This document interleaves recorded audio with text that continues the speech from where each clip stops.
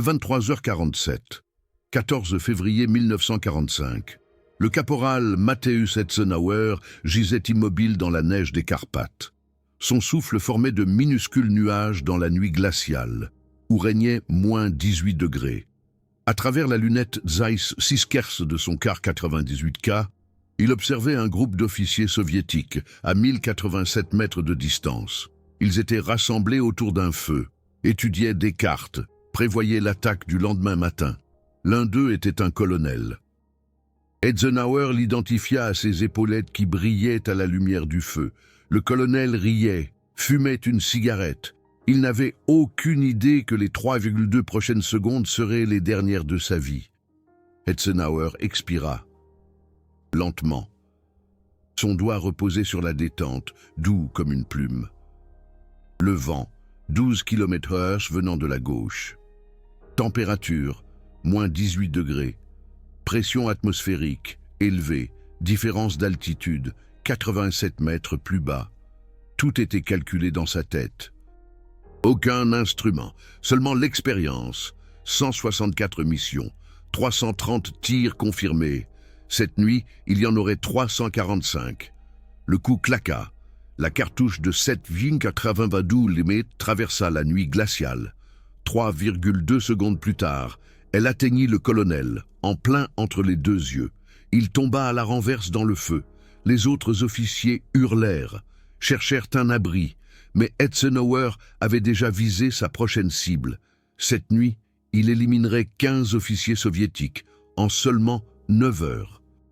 Et l'armée rouge serait sans commandement le lendemain matin. Ceci est l'histoire documentée de la nuit la plus meurtrière du tireur d'élite allemand, le plus dangereux de la Seconde Guerre mondiale. 14 février 1945. Le front de l'Est s'était effondré. L'armée rouge avançait inexorablement vers l'Ouest. Des millions de soldats soviétiques, des milliers de chars. La Wehrmacht était à bout de souffle. Mais ce soir-là, dans les Carpates enneigées, un seul homme avait un plan. Un plan impossible. Il n'arrêterait pas l'armée, mais il la rendrait aveugle pendant 24 heures. Le caporal Mateusz Etzenauer avait 21 ans. Né le 23 décembre 1924 à Brixen im Tal, dans le Tyrol, un fils de paysan des Alpes autrichiennes. Il avait pris son premier fusil à l'âge de 8 ans pour chasser le cerf. À 18 ans, il fut enrôlé. De mars à juillet 1944, il passa du temps à l'école des tireurs d'élite sur le terrain d'entraînement de Seetaler-Alpes. Là, il apprit non seulement à tirer, il apprit à penser comme un chasseur. Patience, précision, froideur. Le 1er septembre 1944, il arriva sur le front. Au cours des 6 mois suivants, il tua 172 soldats ennemis, tous confirmés, tous documentés. Mais les chiffres ne racontent pas toute l'histoire. Ils ne parlent pas des nuits comme celle-ci, où un homme arrêta la guerre pendant un instant. Son fusil était un carabineur 98K, non modifié. Pas de fabrication spéciale. Juste un Mauser standard trié sur le volet pour sa précision, la lunette Zeiss Siskerse était son 3e œil. Porté, jusqu'à 1000 mètres en plein jour. La nuit, avec le clair de lune et la neige comme réflecteur, il pouvait voir jusqu'à 800 mètres. Mais Etzenauer n'était pas un tireur ordinaire. Son tir le plus long confirmé, 1100 mètres. Le record de toute la Wehrmacht. Et cette nuit, il allait presque le battre. Avant de continuer, une chose importante. Si vous appréciez ces histoires militaires précises et documentées, abonnez-vous maintenant à la chaîne. Cela ne coûte rien, cela aide énormément et vous ne manquerez aucun de ces récits exceptionnels. Retour à l'histoire. Dans l'après-midi du 14 février, les renseignements avaient rapporté une division soviétique se préparait à une offensive majeure, 12 000 hommes. Objectif, percer les lignes allemandes près de Velká Lomnica, en Slovaquie. S'il perçait, tout le flanc sud serait ouvert, Vienne serait à portée, l'Allemagne tomberait. Le commandant allemand, le capitaine Ernst Vogel, convoqua Etzenauer. Vogel avait 34 ans. un vétéran de Stalingrad. Il n'avait plus d'illusions sur la guerre, mais il avait une mission. Il montra la carte à Eisenhower. Ici, à 3 kilomètres au nord-est, se trouve le centre de commandement soviétique. Au moins 20 officiers, des colonels, des majors, des commissaires politiques. Il planifie l'attaque pour demain 0600. Eisenhower acquiesça. Vogel le regarda. « Je sais ce que je te demande. C'est du suicide d'y aller seul. » Eisenhower répondit calmement. « Je n'y vais pas pour mourir. J'y vais pour les faire mourir. » Vers 18h30, Eisenhower quitta les lignes allemandes, seul. Il ne portait que son car 98K, 60 cartouches, un couteau et une cape de camouflage blanche. Aucune radio, aucun soutien. S'il était capturé, personne ne viendrait. Les tireurs d'élite n'étaient pas des soldats aux yeux de l'ennemi, c'étaient des assassins. Les soviétiques les exécutaient immédiatement, sans procès, sans pitié. La marche dura 4 heures. À travers des forêts enneigées, sur des champs gelés, Eisenhower se déplaçait comme un fantôme, lentement, méthodiquement. Chaque pas était planifié. Il ne laissait aucune trace. La neige tombait légèrement, effaçant ses empreintes. Il faisait partie du paysage, invisible. Vers 22h30, il atteignit sa position, une petite colline, à 1200 mètres du poste de commandement soviétique.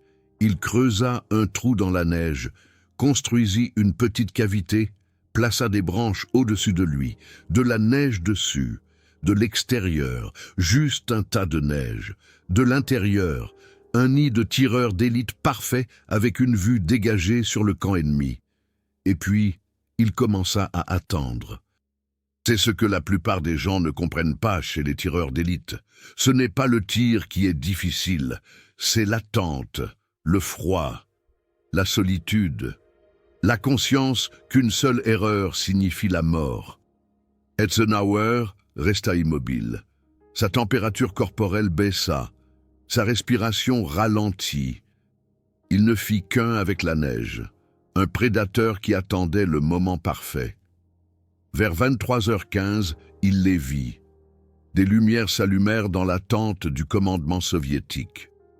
Des ombres bougeaient, des officiers sortirent de leur quartier. Une réunion, exactement ce qu'il attendait. Il compta 18 officiers, 4 colonels, 7 majors, 5 capitaines, 2 commissaires politiques, tout le commandement de la division dans une seule pièce, ou plutôt autour d'un feu en plein air. Les soviétiques n'avaient pas peur. Ils étaient à 50 km derrière le front, en sécurité. Du moins, c'est ce qu'ils pensaient. Eisenhower choisit sa première cible, le colonel avec les épaulettes scintillantes, l'homme qui riait, l'homme qui pensait qu'il verrait Vienne demain.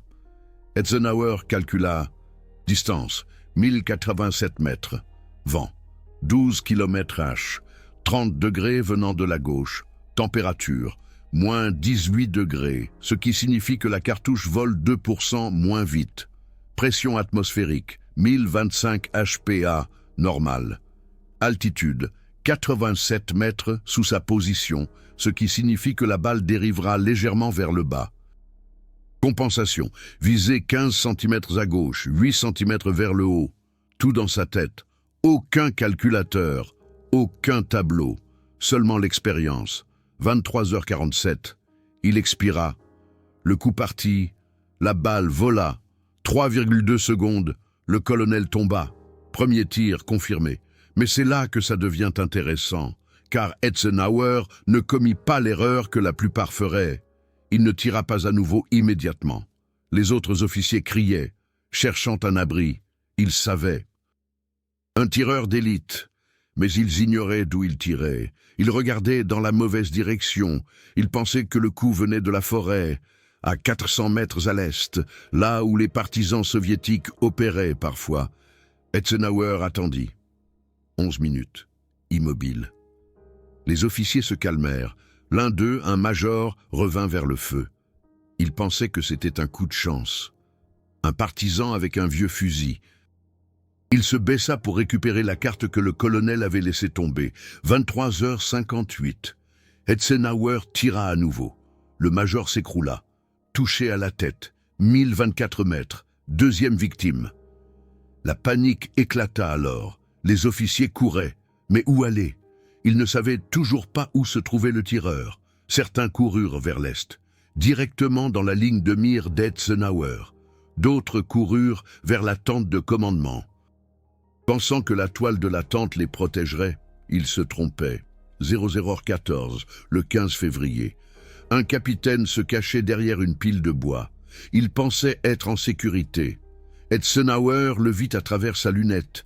Attendit. Le capitaine bougea légèrement, sa tête 4 cm visible au-dessus du bois. Suffisant.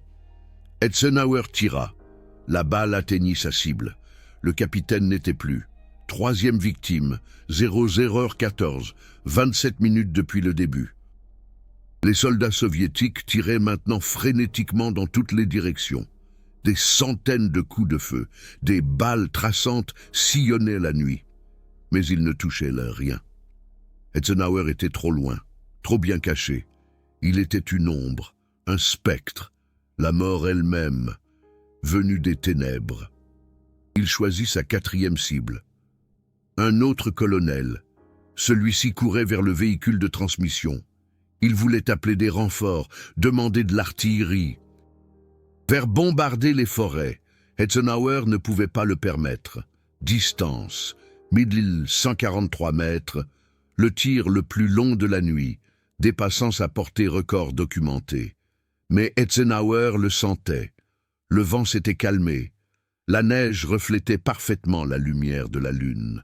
La visibilité était cristalline.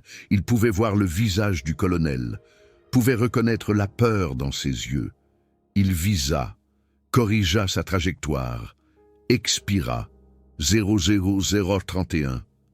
Le coup partit. 4,1 secondes de temps de vol, les secondes les plus longues de la vie d'Eisenhower. La balle atteindrait-elle sa cible ou passerait-elle à côté, révélant sa position? La balle atteignit sa cible. Le colonel s'écroula, juste devant le véhicule de transmission. Quatrième victime, 1143 mètres, le nouveau record personnel. Eisenhower ne s'autorisa aucun sourire, aucune émotion. Il était une machine, froide, précise, mortelle. Il rechargea. Visa la prochaine cible. La nuit était encore jeune, et il avait encore 11 officiers à éliminer. 00h52. Les Soviétiques avaient compris. Ce n'était pas un partisan. C'était un tireur d'élite professionnel. Et il était quelque part là, dehors dans l'obscurité. L'ordre fut donné, tous les officiers à couvert. Personne ne se déplace à découvert. Et envoyez les tireurs d'élite. Trouvez-le. Tuez-le. 3 tireurs d'élite soviétiques quittèrent le camp. Tous formés dans la célèbre école de Moscou, tous avec au moins 40 victimes confirmées. Ils connaissaient le terrain. Ils avaient des appareils de vision nocturne, primitifs, mais fonctionnels. Et ils savaient où un tireur allemand se cacherait. Les collines, les hauteurs, les endroits avec un champ de tir dégagé. Eisenhower les vit venir. 3 ombres qui se déplaçaient dans la neige. Professionnelles, prudentes. Elles savaient ce qu'elles faisaient. Et cela les rendait dangereuses. Eisenhower avait maintenant un problème. S'il tirait, il verrait la lueur de son canon. Le triangulerait, rétorquerait. 3 contre 1. Dans la nuit, pas de bonne chance. Mais Eisenhower avait un avantage. Il savait qu'ils allaient venir, et il avait eu 27 minutes pour se préparer. Il avait creusé une deuxième position, 80 mètres au sud de sa première, reliée par une tranchée peu profonde, dans laquelle il avait rampé à travers la neige. Invisible d'en bas, 01h03, il rampa vers la deuxième position, lentement, centimètre par centimètre, ne laissant aucune trace. La neige tombait plus fort maintenant. L'aidant, dans la première position, il laissa sa cape de camouflage, remplie de neige, pour ressembler à un homme couché, un appât, 01h17. Les tireurs d'élite soviétiques avaient trouvé sa première position. Eisenhower les vit à travers sa lunette. Ils encerclaient le tas de neige. Prudemment, l'un d'eux leva son fusil, visa la cape de camouflage. Eisenhower entendit le coup de feu. La balle frappa la cape. La neige explosa. Les soviétiques attendirent. Aucun mouvement. L'un d'eux s'approcha, poussa la cape avec le canon de son fusil. Vide. Un piège. Ils comprirent immédiatement. Se retournèrent. Cherchèrent. Où était-il? Mais il était trop tard. Eisenhower avait déjà visé. 340 mètres. Presque à bout portant pour lui, il tira sur le premier tireur d'élite soviétique. En pleine tête, l'homme s'écroula, sans faire un bruit. Les deux autres se jetèrent dans la neige, cherchant un abri. Mais ici, dans le champ ouvert, il n'y en avait pas. Eisenhower rechargea, visa le deuxième. L'homme rampait désespérément vers la gauche. Eisenhower anticipa, calcula son mouvement, tira. La balle l'atteignit au flanc. Il hurla. Le troisième tireur d'élite soviétique riposta, un tir à l'aveugle, dans la direction approximative d'Eisenhower. 2 balles sifflèrent au-dessus de la tête d'Eisenhower. Trop haut. Le soviétique paniquait. Eisenhower resta calme, respira, visa. Le tireur soviétique fit une erreur. Il se leva pour courir. Eisenhower le tua, avant qu'il ne fasse 3 pas. 01h19. 3 tireurs d'élite soviétiques morts. 2 minutes de travail. Mais maintenant... Les soviétiques connaissaient sa position. La lueur de son canon les avait trahis. Quelques secondes plus tard, Eisenhower entendit le sifflement. Mortier. Il tirait à l'aveugle sur sa dernière position connue. Le sol explosa. 200 mètres à l'ouest. Ils avaient mal estimé. Mais ils corrigèrent. La prochaine salve de mortier était plus proche. 100 mètres, puis 50 mètres. Eisenhower devait bouger. Maintenant, il sortit en rampant de sa position, vers le sud. Loin des explosions, la neige le sauva. Chaque explosion projetait de la neige et de la terre, masquant la visibilité. Il rampa sur 200 mètres, trouva une dépression, se terra à nouveau. Les mortiers continuaient à pilonner son ancienne position, dévastant une colline vide. 01h34. Eisenhower était à nouveau invisible, mais il avait un problème. Sa nouvelle position était plus éloignée, 1400 mètres du commandement soviétique, trop loin pour des tirs précis de nuit. Mais il n'avait pas le choix. Il devait attendre que les officiers se remontrent. La question était, le ferait-il? Après 5 morts, tout officier raisonnable resterait dans le bunker. Mais Eisenhower connaissait les soviétiques. Ils avaient prévu une attaque pour 06h. Ils devaient briefer leurs troupes, donner des ordres, coordonner. Ils devaient sortir. Situation actuelle. Si vous avez regardé jusqu'ici, c'est que l'histoire militaire précise vous intéresse. La chaîne comptabilise 16 000 heures de visionnage, mais seulement 500 abonnés. Si vous souhaitez voir régulièrement des reportages documentés comme celui-ci, abonnez-vous maintenant, simple et direct. Revenons à notre histoire. 02h15. Eisenhower avait raison. Des lumières s'allument dans la tente de commandement. Des ombres s'agitent. Un officier sort, puis un deuxième. Il pensait que le tireur allemand était mort, tué par les mortiers, ou qu'il avait fui. Il se sentait en sécurité. Eisenhower vise le premier. Un major, 1387 mètres. Limite. De jour, aucun problème. De nuit, avec ce vent, presque impossible. Mais Eisenhower n'était pas ordinaire. Il avait déjà tué dans des conditions pires. Il calcule. Vent. Maintenant, 15 km/h venant de la droite. Ce qui signifie 22 cm de compensation vers la gauche. Température, moins 19 degrés maintenant. La balle volerait encore plus lentement. Altitude, 1387 mètres en pente descendante. Ce qui signifie que la balle va dériver, viser 12 cm plus haut. Il inspire, retient son souffle, appuie. 5,3 secondes de temps de vol, une éternité. Eisenhower observe à travers la lunette, ne voit pas la balle, mais suit sa trajectoire mentale. 5,1 secondes, 5,2, 5,3. Le major s'effondre. Cinquième officier, pile 387 mètres, 02h16. Les autres officiers se précipitent dans la tente, mais l'un d'eux, un capitaine, trébuche, tombe, essaie de se relever. Eisenhower tire à nouveau. Le capitaine ne bouge plus. Sixième officier, 02h17. Maintenant, les soviétiques savent, le tireur est toujours vivant, et il est plus loin qu'il ne le pensait, beaucoup plus loin. Les mortiers tirent à nouveau, mais cette fois, sans but. Ils n'ont aucune idée d'où il se trouve. Eisenhower est trop loin, trop bien caché. Un fantôme dans la nuit. Les 2 heures suivantes furent un jeu psychologique. Les officiers soviétiques devaient faire leur travail, préparer l'attaque. Mais chaque fois que l'un d'eux se montrait, il risquait sa vie. Et Eisenhower attendait, patiemment, comme un aigle qui attend une souris. 03h41. Au colonel ose sortir. Il court, vite, d'une tente à l'autre, un sprint de 30 mètres.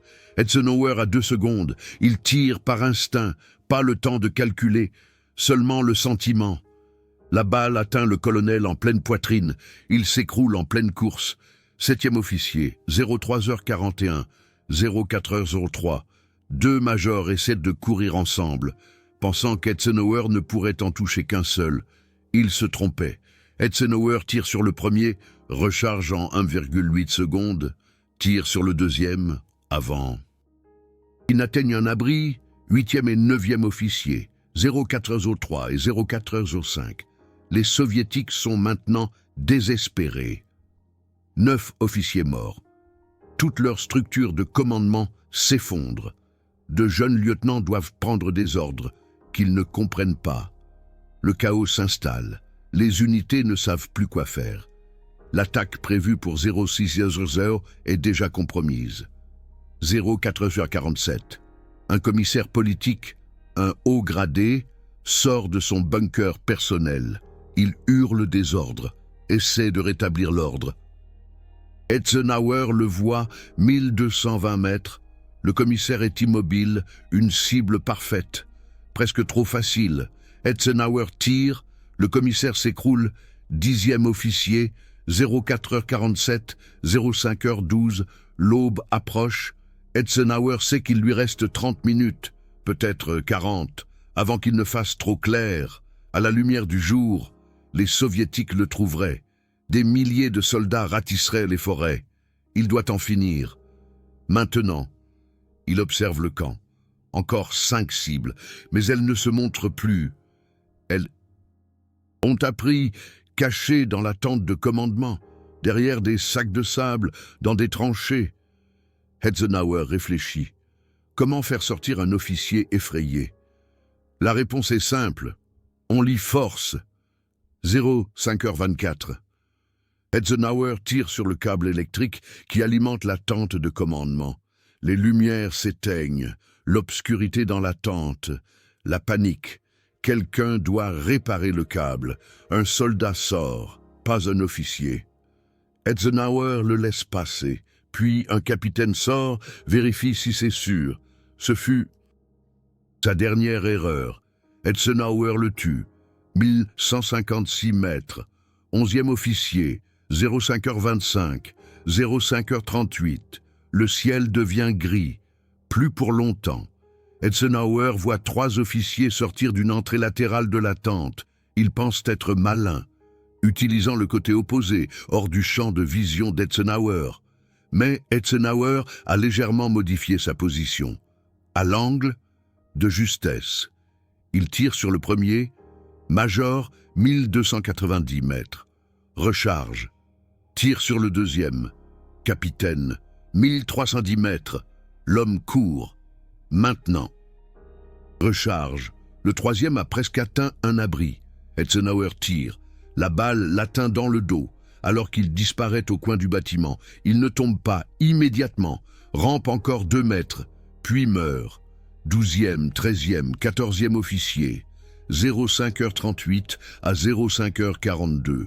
Encore un colonel. Le dernier officier de haut rang dans ce secteur. Eisenhower sait où il est, dans le bunker central. 3 mètres sous terre, protégé par du béton et de la terre. Inatteignable, ou pas. 05h53. Eisenhower. Attends. Le colonel doit sortir. L'attaque est dans 7 minutes. Il doit mener ses troupes. Organiser le chaos. Il n'a pas le choix. 05h58. La porte du bunker s'ouvre. Le colonel sort. Entouré de 4 soldats avec des boucliers. Un mur de protection humain. Ils se déplacent ensemble, vers la tente de commandement. 40 mètres. Le colonel est complètement caché. Eisenhower ne peut pas le voir. Mais alors, ils font une erreur. Pendant 2 secondes, en tournant au coin d'un bâtiment, une brèche s'ouvre, 8 cm de vue dégagée, la tête du colonel. Seulement la tête. Eisenhower n'a pas le temps de réfléchir, seulement d'agir. 1173 mètres, cible de 8 cm, en mouvement, fenêtre de temps de 2 secondes. Il tire, la balle vole, atteint. Le colonel s'écroule, les soldats crient. Mais c'est fini. 15e officier, 05h59. Eisenhower n'attend pas une seconde. Il ramasse son fusil, rampe hors de sa position, commence la retraite. Derrière lui, il entend le chaos, des cris, une sirène. Des milliers de soldats soviétiques se mobilisent, le cherchent. Mais Eisenhower est déjà parti. Un fantôme qui disparaît dans les forêts. L'attaque soviétique de 06h00 n'aura pas lieu, sans direction, sans coordination, sans ordre. La division est décapitée, 15 officiers morts, en 6h12, par un seul homme. L'offensive est reportée de 24 heures, assez de temps pour que la Wehrmacht fasse venir des renforts. La ligne tient, pour un jour de plus. Eisenhower atteint les lignes allemandes à 08h34. Le capitaine Vogel l'attend, demande « Combien ?» Eisenhower répond, monotonement, « 15. » Tous des officiers. Vogel le fixe, « 15. » En une nuit, Eisenhower hoche la tête, rend son fusil, va à sa baraque, se couche, dort pendant 14 heures. Le rapport fut transmis aux échelons supérieurs, l'état-major, puis l'OKW. Ensuite, Hitler en personne. Personne n'y crut au début, jusqu'à ce que les communications radio-soviétiques soient interceptées, confirmant 15 officiers tués en une seule nuit par un seul tireur. Incroyable, mais vrai. Vous venez d'entendre l'histoire documentée de la nuit la plus meurtrière de Matthäus Eisenhower. 15 officiers soviétiques en 6h12. Le tout vérifié par les journaux de guerre allemands et les interceptions radio soviétiques. Ces histoires ne sont pas simples, elles ne sont pas glorieuses.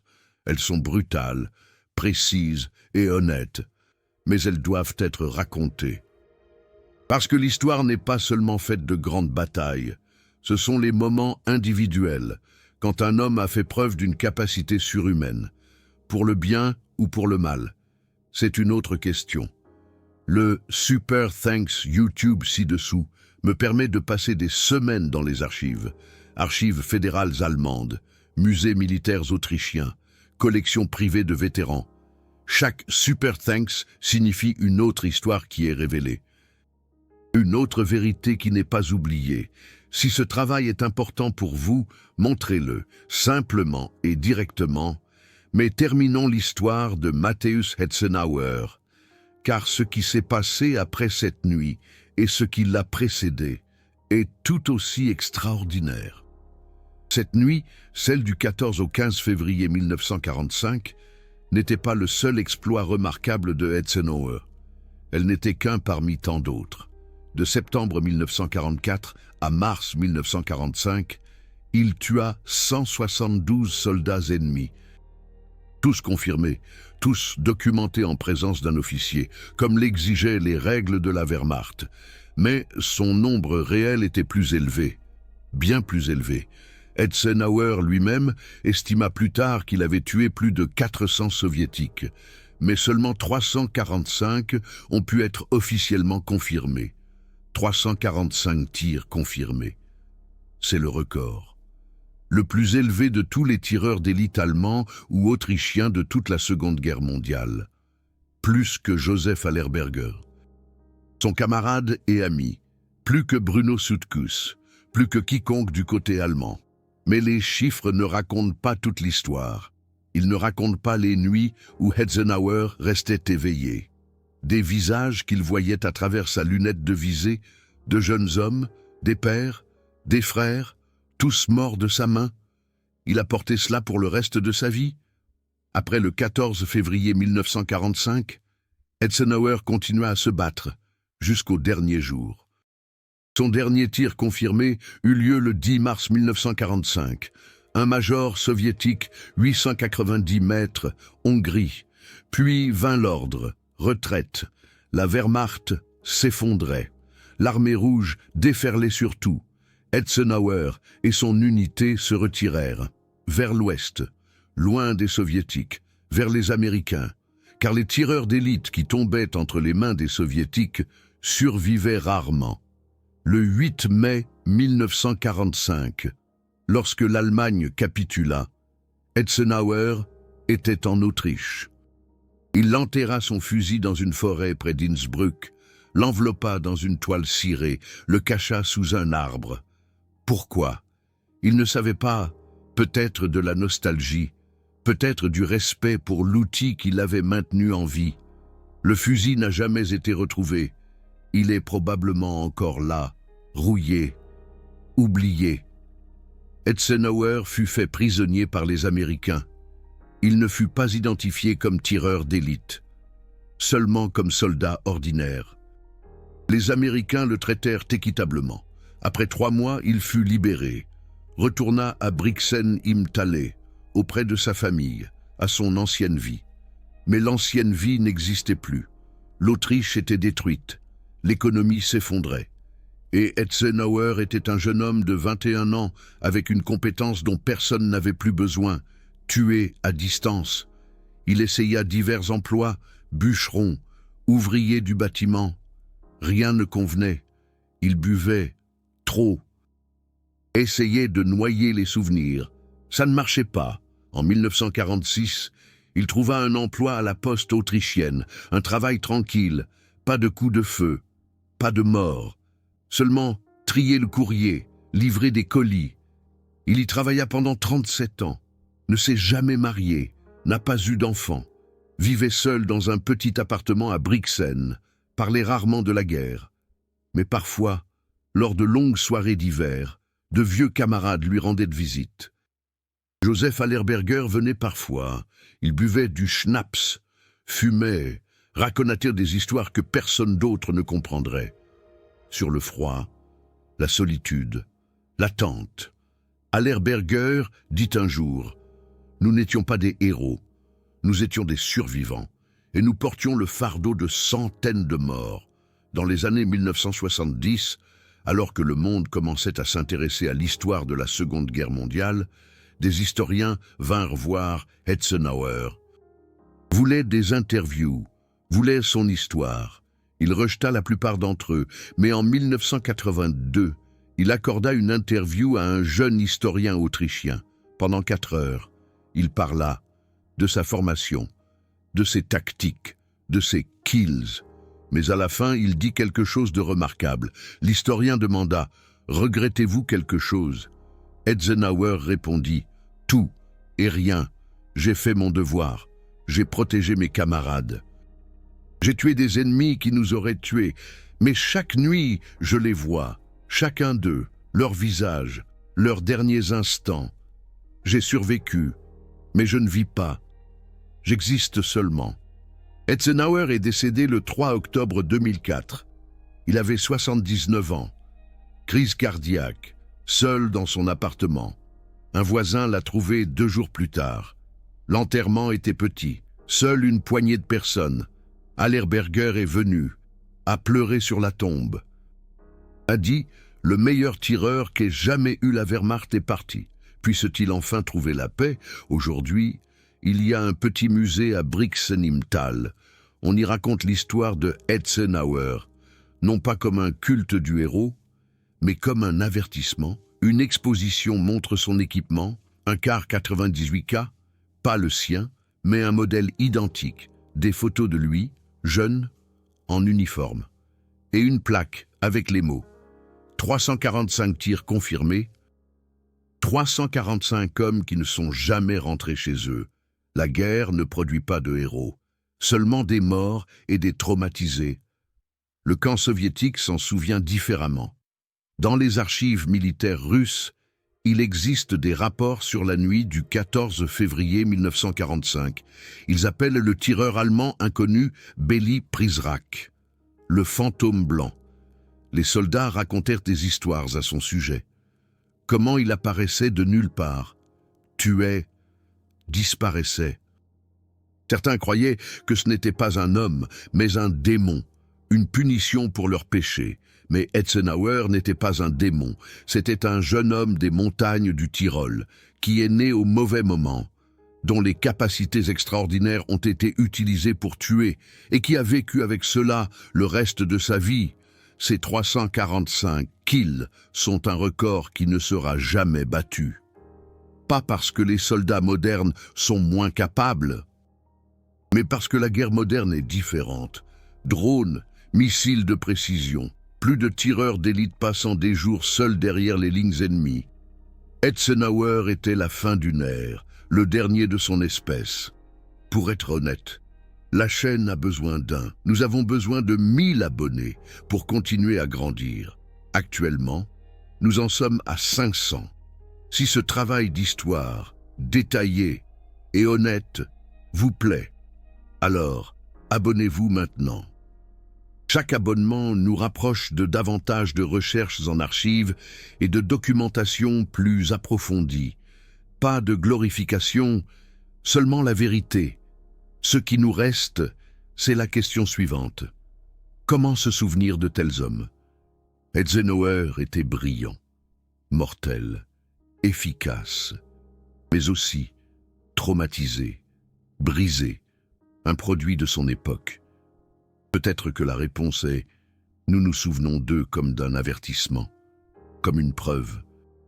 Une compétence extraordinaire entre les mains de la guerre produit une souffrance extraordinaire. Le car 98K d'Eisenhower, qu'il a enterré en 1945, n'a jamais été retrouvé. Il repose quelque part, dans une forêt du Tyrol, pourrissant, oublié, comme l'homme qui l'a utilisé. Mais les histoires restent, les vérités demeurent, et tant que nous les raconterons, la leçon ne sera pas oubliée.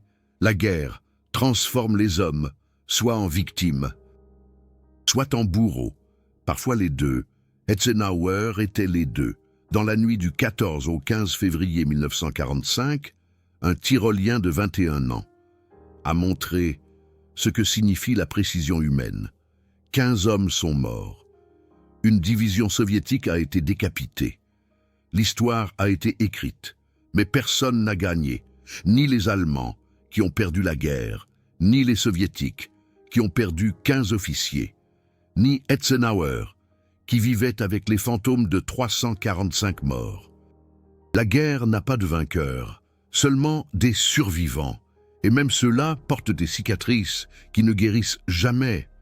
La dernière citation documentée d'Eisenhower date de 1988.